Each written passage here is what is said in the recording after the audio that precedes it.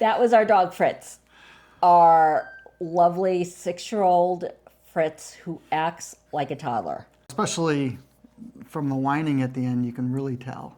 That is him being a little whiny child.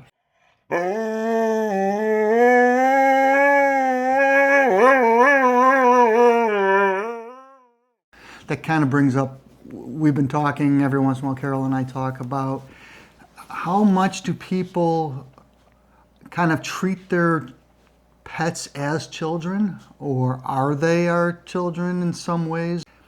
You know, I think everybody thinks about it a little bit differently, and pet owners do, and every pet is different. You know, what do you think? Well, I think that a lot of people refer to them now as their fur babies, which I've never heard of that until the past 10 years, I would say. And for me, it holds true because our dog and our 2 cats have turned into our children only because we are now empty nesters. And that means nobody else gets any attention except for our dog and our cats. You know, we'll talk about this later when we have some interviews here with a couple people, but it kind of gets into maintaining or continuing kind of those motherly instincts, and the pet fills that void left by, you know, the kids leaving home. Yeah, I really can relate to that. My kids were everything. I did everything for them, with them. They traveled with me. We did all sorts of stuff. And now that they're gone, I look at, especially my dog, I look at him and think that he is my toddler at this point because he whines like one. He behaves like one. We have conversations. And when I get home from work, he is ready to play and he chases me all over the house. And I tell him about my day. We've got a couple interviews that we're going to play here on the topic in 2 different perspectives. One from a mom whose kids are older, and she has a couple of dogs. And the second one is with a younger adult who does not have children, to kind of see it from both perspectives. So we'll start off with Lori. We met with her for a little bit, and here's what she had to say about this topic. Lori, welcome. Thanks for taking some time to chat with us about this maybe not so serious topic, but I guess some serious components to it, right? Before we get into that topic, maybe we know you're a pet lover, a dog lover. Maybe you could tell us a little bit about your pets in the home. Winston, who's a 3-year-old Great Dane, and Molly, who's a Lab Chow mix, 13. And then our first dog, our sweetest dog, was Emma, who we got after we had Will, our youngest. They're my babies.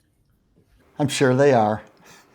You know, I wanted to ask you, when your kids reached a certain age, or when Winston came into the picture, was there any, well, Carolyn's mentioned that when all of our kids kind of left the home, we brought Fritz into the house, and her motherly instincts took over, and Fritz was able to kind of fill that void so she can continue with the things that mothers do with kids. But in this case, it was our dog. Was there any of that you saw with Winston?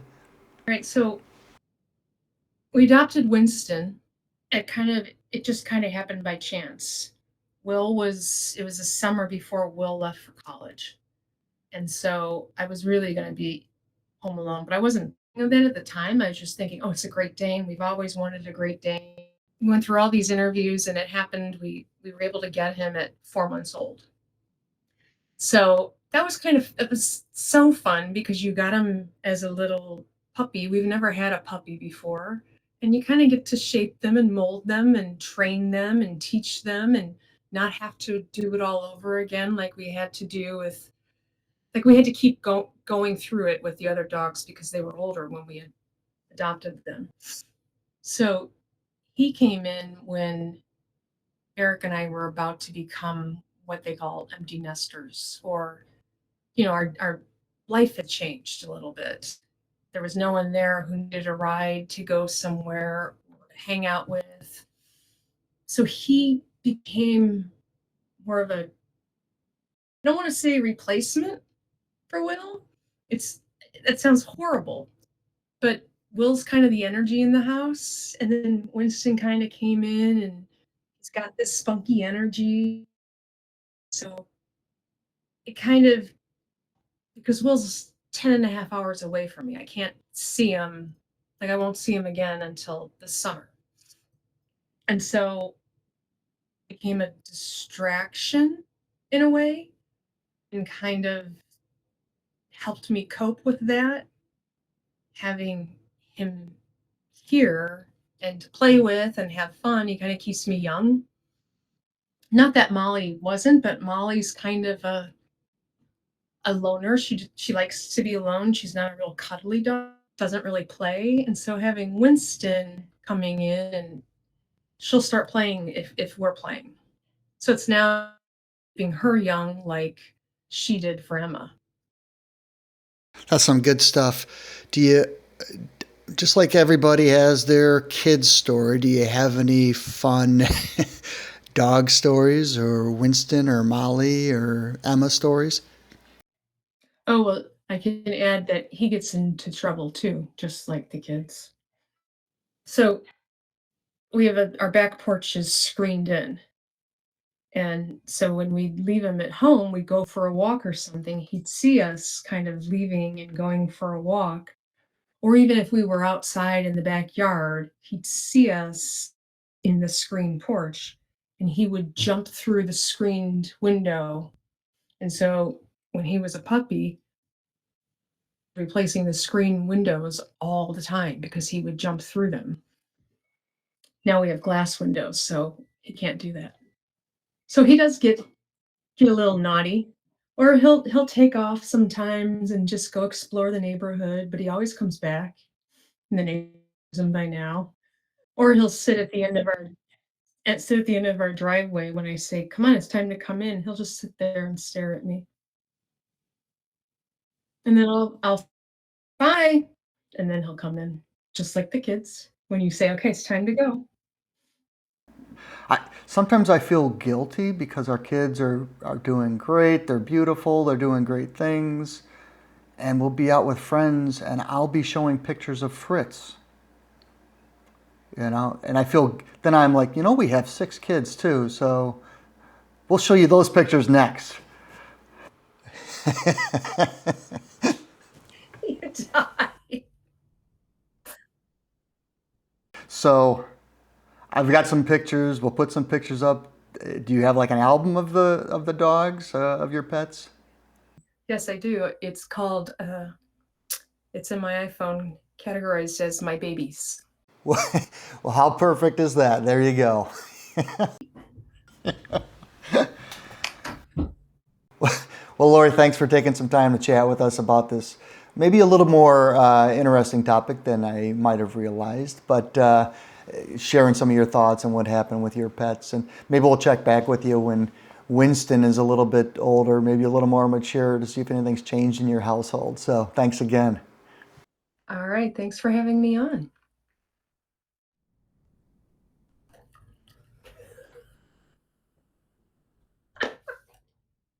Well, that confirmed with Lori that Winston is her second or third child now. Her motherly instincts have kicked in now that this dog is with them since her youngest has moved away.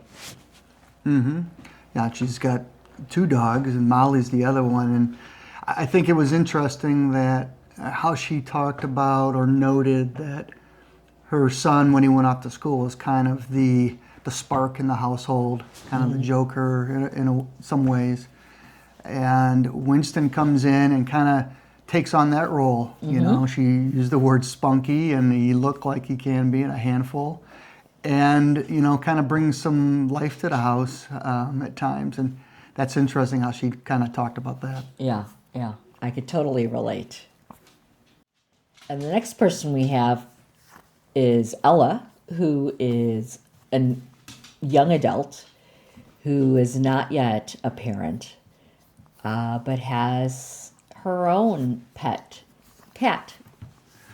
Yeah, so it'll be interesting to hear her perspective from that point of view, a little bit different than what we heard from Lori. So here's that chat we have with Ella. Hi, Ella. Hi, guys. Thanks for joining us. We talked a little bit beforehand about the topic of pets being considered our children, treated like our children or our kids. We wanted to get it from your perspective because you're in your 20s. We won't say the exact age, but you're in your 20s, right? You don't have children yet. So the perspective of somebody without kids and what it looks like to you. Do you treat your cat like a child? How so, if you do? How she responds? And well, first tell us a little bit about your cat, who we kind of think here in the background. So that's Basil. She's 2. We adopted her from a shelter when she was 4 months old, my boyfriend and I. She was actually a surprise for me. She's half tabby, half tortoiseshell. So if you've seen a tortoiseshell cat, they have like that black and orange mix, and then she has half spotted tabby. So she's pretty unique looking, and she's very spoiled. Like you would spoil your own child. I definitely view her as one of my own kids. I call her my daughter, and I refer to myself to her as mom. What are some things that you do that are kind of motherly or where you treat her? What are some examples? One thing that stands out to me is, especially when I leave for work or trips or anything at all, even if I'm just leaving for an hour, she'll run in front of the door and meow and give me the saddest little cat eyes ever. And so I'll explain to her as if she can understand me, like, it's okay, Basil. Mom just gotta go to work so I can make money, so I can get you treats and spoil you. I'll be back in 12 hours or 8 hours or whatever it is. And I get that guilty feeling like, oh my gosh, I'm leaving her to fend for herself, even though she's a cat, and it's natural for them. Right. So what happens if you go on vacation? Like, do you bring her along or? No, she would ruin it for sure. I can't even imagine her traveling. We've taken her just down the road before, and she screams the whole time. But I know Carolyn has thoughts on this, but let's say down the road you have your own children, 3 or 4 years. We don't know for sure. We're going to assume. I wonder how it's going to be different. I know Carolyn has thoughts on that. My first child was an animal. It was a dog. It was my very first dog. She was a cocker. Pet, you mean. Yeah, a pet, a cocker spaniel. We got her as a puppy. She was with us for about a year, and then I had my firstborn human child, and she didn't know what to do with herself because she actually had her own room where she had all of her toys, and she got to do whatever she wanted in there. And when we had to put the baby's crib in there, she was not having it. So she would go in on the daily and mark the room up. So then I eventually had to close the bedroom because she did not want to share her mother with a human child. So what about you then? Like I said before, if we're going to assume you do have kids, do you think it's going to change? I mean, it's to look down the road. How much, if at all, do you think it'll change in how you treat her and talk to her? I don't think that part will change, how I treat her and talk to her and the little fun things we do. I don't think any of that will change. Obviously, she will have to fall down the totem pole per se, because a human baby will have to be more important than her, unfortunately for her. Anything else that you can think of that you kind of do special for her, like as if she's your child? Yeah, I like to take her out on the balcony with me. I had to learn pretty quickly that she had to have a harness and a leash when we went out there, because she's fearless and would have tried to jump 3 stories down. So now she has a harness and a leash, and I'll go out and enjoy my cup of coffee, and she'll roll and lay in the sun and feel the breeze, and she loves it so much. And it's a really special time. I appreciate whenever I do get to take her out there, because right now it's cold and we can't. So Well, I guess that's the type of thing you'd want to do with your kids, you know. Sit outside on the balcony, having. put them on a leash. All right. Let me Okay, so this is Basil. She is not very happy with me because I just woke her from her sleep. But Oh no! as you can see, like I said before, she's a Torby cat, so those spots are the tabby in her, and then the classic M on the head. Look at her face. I know, she's so annoyed with you right now. She's like, I was sleeping, lady. So half So those tabby, spots half. and that M is all tabby, and then her mackerel arms, and then a tortoiseshell. If you guys want to show a picture of one, that is when the cats are mixed with like that black and orange patchiness, and you can tell, especially in this lighting, she's got all types of colors that look orange and brown, like a tortoiseshell. Her tail is so unique to her. I have yet to see a Torby with a striped tail, black and Yeah. white with a white tip. Yeah, that is so unique. I brought some treats. Oh, now she's happy. So here is a little crunch break from Basil.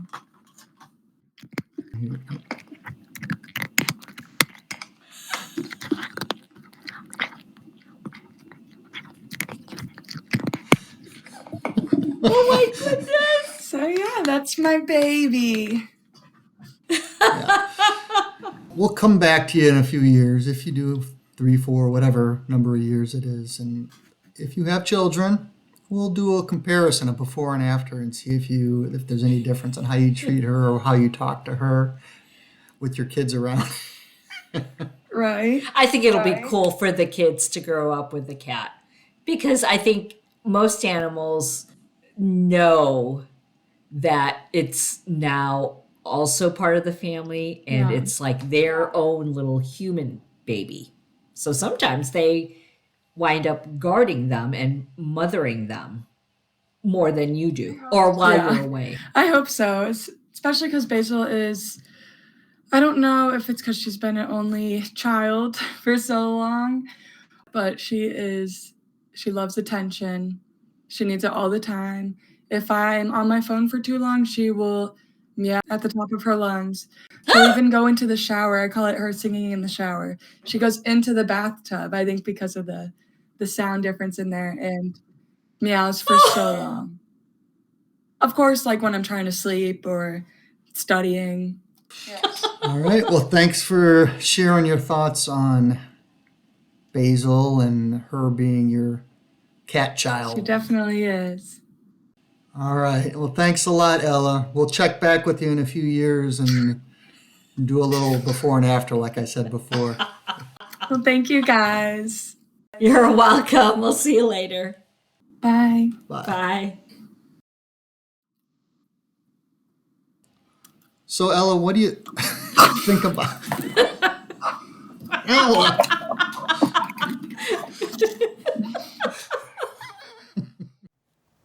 Well, that was an interesting interview with Ella.